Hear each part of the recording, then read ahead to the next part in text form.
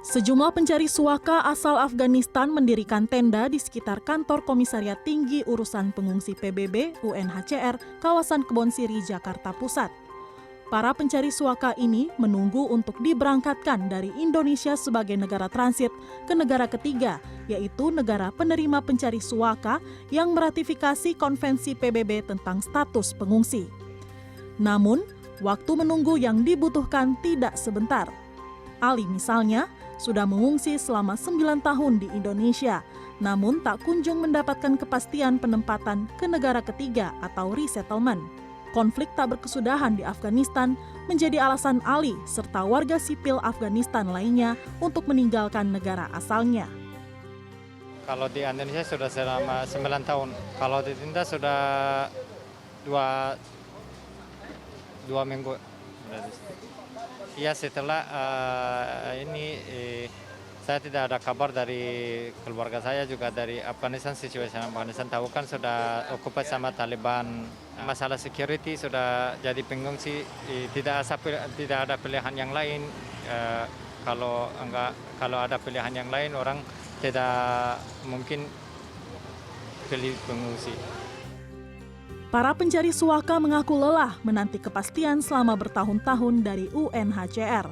Maher misalnya telah berupaya menghubungi pihak UNHCR untuk mendapatkan kepastian resettlement, namun sudah bertahun-tahun tak kunjung mendapatkan jawaban. Because mentally, spiritually, and emotionally, I'm not satisfied. I'm suffering, I'm thinking, because I'm living in uncertain condition. So the only thing that can get me out of this condition, that is resettlement, that I should come to know where I will live. But now you see, we are staying on the street. The kids, they are supposed to go to school now. I must be in high school now. So the only thing that we are demanding now, that is resettlement, nothing else. Seperti inilah kondisi para pencari suaka yang bertahan tinggal di tenda-tenda pengungsi di kawasan Kebonsiri, Jakarta Pusat. Kebanyakan dari mereka memang berasal dari Afghanistan.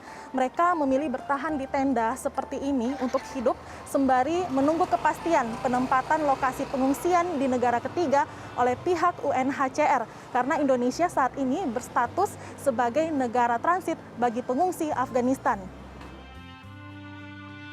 Kantor Badan Pengungsi UNHCR menjelaskan, alasan proses penempatan atau resettlement para pengungsi Afghanistan ke negara ketiga berjalan lambat disebabkan keputusan menerima pengungsi bukan merupakan wewenang UNHCR, melainkan sepenuhnya milik negara-negara penerima. Communication Associate UNHCR Indonesia, Dwi Pravitria menjelaskan, negara-negara ketiga hanya membuka kuota 1% untuk menerima pencari suaka di seluruh dunia setiap tahun. Karena keterbatasan kuota inilah, UNHCR memprioritaskan penempatan ke negara ketiga berdasarkan kriteria kerentanan pengungsi yang disepakati secara global. Proses resettlement ini tidak sebentar, karena memang kuota resettlement ini sangat-sangat terbatas, dan ini bukan hanya untuk pengungsi di dalam Indonesia, tetapi juga pengungsi di negara-negara lain secara global. Nah, sebagai ilustrasi aja tuh, dalam setahun, itu mungkin hanya sekitar 1% kurang lebih dari jumlah total pengungsi yang bisa mendapatkan resettlement.